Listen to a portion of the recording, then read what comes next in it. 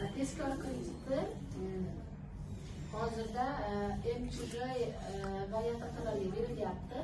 YTTga vaqtincha hozircha to'xtatilib turilibdi, balki ochilib qolar. MChJga shu 250 ming, 300 ming AQSh dollarigacha berilyapti. Nima evaziga? Garov evaziga. Garov qo'yiladi. Garov baholashdan o'tkazilgandan so'ng bizga taqdim etiladi. Biz uni o'rganib chiqib risk departamentiga tashlaymizda ular aytib beradi qancha berishimizni.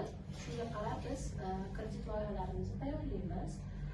Tezkor kreditimiz juda ham tez fursatda chiqarilyapti.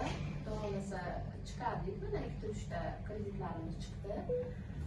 Agar shunaqa kredit olmoqchi bo'lganlar bo'lsa, tavsiya qilishingiz mumkin. Kelib bizga uchrasak, kichik biznes bo'lim xodimlariga ajratib